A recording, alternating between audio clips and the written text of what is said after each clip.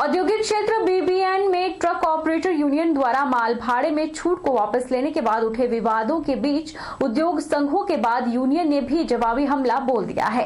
Asia की सबसे बड़ी ट्रक ऑपरेटर यूनियन में शुमार नालागढ़ ट्रक ऑपरेटर यूनियन ने बीबीएन के औद्योगिक संगठनों पर माल भाड़े में छूट वापस के मामले पर भ्रम फैलाने और माहौल बिगाड़ने का आरोप लगाया। यूनियन ने कहा कि बीबीएन उद्योग संघ के साथ वर्ष 2019 में शर्तों के साथ भाड़े में छूट की सहमति बनी थी, लेकिन उद्योग संघ के सदस्यों ने शर्त पूरी नहीं की, जबकि यूनियन द्वारा कई बार उन्हें इस बारे चिट्ठी के माध्यम से अवगत कराया गया। ट्रक यूनियन के अध्यक्ष विद्यारतन ने पत्रकार वार्ता में कहा कि बीबीएनआई सहित अन्य उद्योग संघ द्वारा जो आरोप ट्रक यूनियन पर लगाए गए हैं वह निराधार हैं। विद्यारतन ने कहा कि उद्योगपति द्वारा सरकार पर भी उंगली उठाई गई है, जो कि सरासर गलत है। उन्होंने कड़े तेवर में कहा कि औद्योगिक संगठनों और उद्यमियों की गलतफहमी है कि सरकार उनके इशारे पर चलती है। वहीं ट्रक यूनियन के सदस्यों ने कहा कि ट्रक ऑपरेटर यूनियन को मुट्ठी भर लोगों की संस्था कहने पर यूनियन ने कड़ा एतराज जताते हुए कहा कि यूनियन से 10,000 ट्रक मालिकों और 50,000 लोगों का घर चलता है, उस पर ऐसी टिप्पणी अस्वीकार्य है। यूनियन ने कहा कि हम किसी तरह का टकराव नहीं चाहते, लेकिन यूनियन को कमजोर भी ना समझे। जो ट्रक यूनियन के खिलाफ उद्योगपतियों ने पत्रकार वार्ता भी की है, वो सारा जो है झूठ पे आधारित है, जबकि वास्तविकता जो है कुछ और ही है। ट्रक यूनियन ने इंडस्ट्री का कोई भी भाड़ा जो है बढ़ाया नहीं है। जो 1 साल पहले हमने इंडस्ट्री को सरकार के कहने से 12% तक डिस्काउंट किराए में दिया था, हालात के अनुसार आज हमने वो सिर्फ अपना डिस्काउंट जो है वापस लिया है। कोई भी इंडस्ट्री वाला ये प्रूफ कर दे कि हमने 1 रुपया भी किराया बढ़ाया हो, क्योंकि सबसे पहले हम जो है ट्रक यूनियन के सदस्य हैं, उसके बाद हम जो है एमएलए हैं, और हम किसी भी हद तक हमें जाना पड़े ट्रक यूनियन के लिए, अपने ट्रक भाइयों के लिए, अपने ऑपरेटर भाइयों के लिए, ट्रक मालिकों के लिए हम उसी हद तक जाएंगे। और कतई भी जो हमारे यहाँ के जो उद्योगपति हैं उनकी गुंडागर्दी जो है बिल्कुल बर्दाश्त नहीं की जाएगी। कोरोना काल में बंद पड़े जिला पुस्तकालय को खोलने की मांग को लेकर युवा अभ्यर्थियों का प्रतिनिधिमंडल उपायुक्त मंडी से मिला और नियमों के तहत जिला पुस्तकालय को खोलने की मांग की, ताकि युवा अभ्यर्थी प्रतियोगी परीक्षाओं की तैयारी सही तरीके से कर सके। प्रतियोगी परीक्षाओं की तैयारी कर रहे युवा अभ्यर्थियों को कोरोना काल में जिला पुस्तकालय बंद होने के चलते परीक्षाओं की तैयारी करने में काफी मुश्किलों का सामना करना पड़ रहा है। वहीं युवा अभ्यर्थियों का एक प्रतिनिधिमंडल उपायुक्त मंडी से मिला और उन्हें एक ज्ञापन दिया। ज्ञापन के माध्यम से युवा अभ्यर्थियों ने जिला पुस्तकालय को कोविड-19 की गाइडलाइंस के अंतर्गत सोशल डिस्टेंसिंग के साथ खोलने की मांग की। वहीं युवा अभ्यर्थी अभिषेक का कहना है कि कोरोना काल में शिक्षण संस्थान सहित अनेक ऐसे संस्थान हैं जो काफी समय से बंद हैं, लेकिन अनलॉक की प्रक्रिया के तहत बहुत सी ट्रेड धीरे धीरे खोले भी जा रहे हैं। अभिषेक ने कहा कि युवा अभ्यर्थियों ने उपायुक्त मंडी को ज्ञापन दिया है और ज्ञापन के माध्यम से जिला पुस्तकालय को खोलने की मांग की है और सोशल डिस्टेंसिंग के साथ नियमों को सही तरीके से सुनिश्चित किए जाने की मांग की। कोरोना काल जब से आया है यहाँ पे, तब से काफ़ी चीज़ें बंद करवाई गई हैं गवर्नमेंट के थ्रू, चाहे हो एजुकेशनल इंस्टीट्यूशन हो या फिर कोई भी और ऑफिस। तो काफ़ी इसमें हो गया है, धीरे धीरे काफ़ी चीज़ें ओपन भी हो रही हैं, जैसे रेस्टोरेंट, मॉल या जिम वगैरह। तो हम चाहते हैं कि जिला पुस्तकालय भी खोला जाए, जैसे कि यहाँ पे भी स्कूल और कॉलेज नहीं खोले जा रहे हैं, ताकि जो छोटे बच्चे होते हैं उनको रोकना काफ़ी मुश्किल होता है।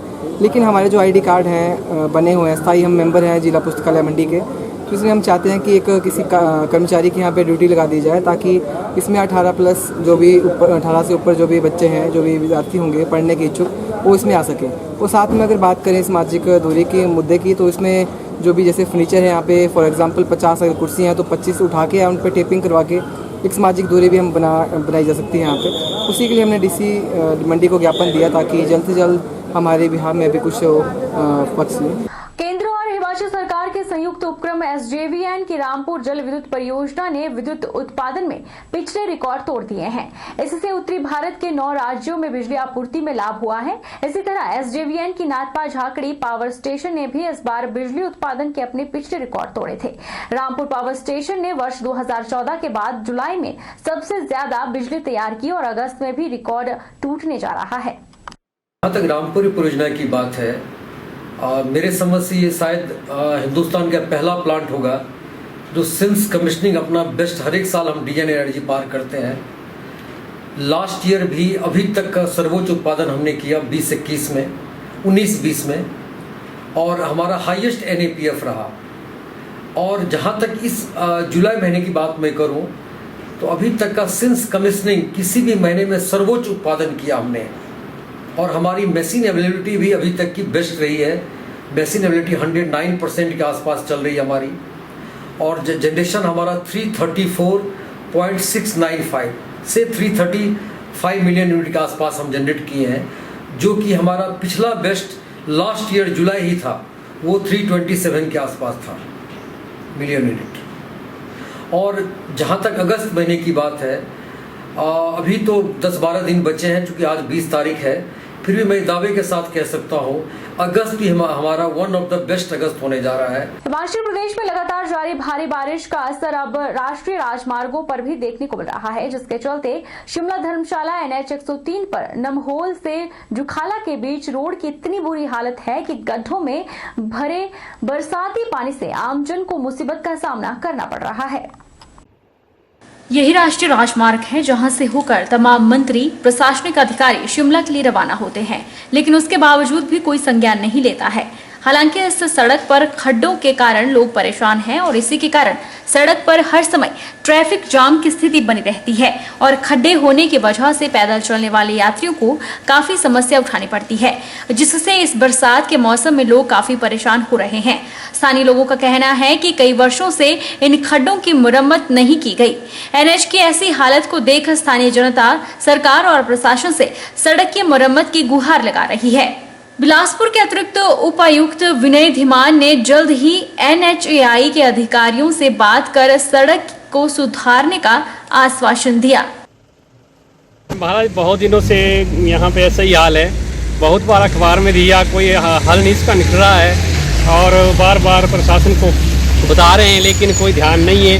नीचे पुल के पास भी बहुत बुरा हाल है, वहाँ से सड़क जो है पुल गिरने के कगार पे, लेकिन इस पे कोई भी कार्रवाई जो विभाग की तरफ से नहीं की जा रही है। हम प्रशासन से, सरकार से यही चाहते हैं कि जल्दी से जल्दी इस रोड की जो है खस्ता हालत इसको ठीक किया जाए। ब्रह्मपुत्र जुखाला जो नेशनल हाईवे है, जो कि अब national highway authority of India के पास है, और ऐसा हमारे ध्यान में लाया गया कि इस जो स्ट्रेच जो जुखाला से ब्रह्मपुत्र तक का है, उसमें जगह जगह काफ़ी रास्ते में गड्ढे हो गए हैं और वहाँ पे काफ़ी आवाजाही में लोगों को परेशानी हो रही है। इवन लोकल लोगों को भी काफ़ी परेशानी है उससे। वो मामला प्रशासन के संज्ञान में है और हम जो है वो NHAI जो उनके प्रोजेक्ट डायरेक्टर हमीरपुर हैं, उनसे बात कर रहे हैं कि जल्दी ही इस स्ट्रेच पे जो है वो काम शुरू किया जाए। मीडिया ने जो हमारे मीडिया के माध्यम से ध्यान में, जैसे पहले कंदरोड़ ब्रिज का भी आया था, तो हमने इनसे टेकअप किया था। अब वहाँ की हालत काफ़ी अच्छी हो गई है। हमारे समाज में व्याप्त जातिगत भेदभाव को खत्म करने की दिशा में सरकार न केवल अनेक योजनाएं क्रियान्वित कर रही है, बल्कि प्रोत्साहन स्वरूप आर्थिक मदद भी दी जा रही है। जोगिंद्रनगर उपमंडल में गत 3 वर्षों के दौरान 58 परिवारों को अंतर्राज्यीय विवाह प्रोत्साहन योजना का लाभ प्राप्त हुआ है। अंतर्राज्यीय विवाह योजना के तहत जोगिंद्रनगर के आठी गांव निवासी राजेश कुमार और बीना देवी को सरकार ने 50,000 रुपए की प्रोत्साहन राशि प्राप्त हुई है। शादी 2013 में हुई है और हम तो नई शादी की है, जिससे मतलब हमारे को हमारे लाइफ अच्छी मतलब चली हुई। और जो स्कीम जो 3 इंटरेस्ट थे मैरिज की, जो उस बारे में नगर परिषद के बारे में पढ़ा और हमने बाद में अप्लाई किया उसमें, और जो धनराशि मिलती है वो सरकार के सामने प्रदान हुई और हमें जो हमारी आर्थिक स्थिति है वो हमारे को बहुत अच्छी, मतलब उससे भी होना बहुत हेल्प मिली है। हमारे सामाजिक न्याय एवं अधिकारिता विभाग द्वारा वर्ष 2019-20 में अंतर्जातीय विभाग के अंतर्गत कुल 29 पात्र लाभार्थियों को लाभान्वित किया गया, जिसमें तहसील जोगिंद्रनगर के अंतर्गत 17 लाभार्थी व तहसील लड़भड़ोल के अंतर्गत कुल 12 लाभार्थियों को लाभान्वित किया गया। पिछले कुल 3 वर्षों के अंतर्गत हमने 58 परिवारों को लाभान्वित किया है इस योजना के अंतर्गत। वक्त चला है छोटे से ब्रेक का। ब्रेक के उस पार फौरन लौटेंगे, आप बने रहिए हमारे साथ।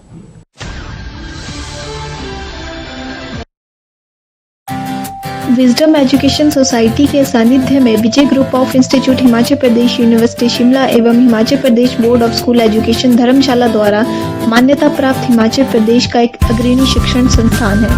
इंस्टीट्यूट में BBA, BCA, BCom, PGDCA, B.Ed तथा DLED के कोर्सेज उपलब्ध हैं।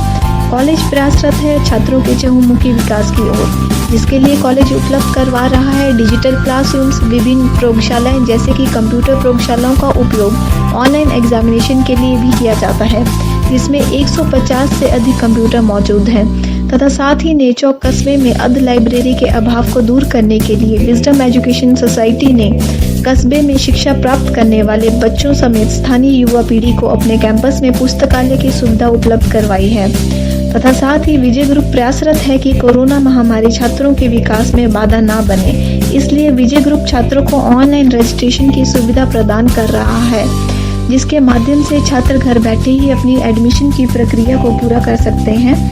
इसलिए vijayiinstitute.com वेबसाइट को विजिट करें तथा ऑनलाइन रजिस्ट्रेशन पर क्लिक करके फॉर्म को फिल करें। अधिक जानकारी के लिए हमें संपर्क करें।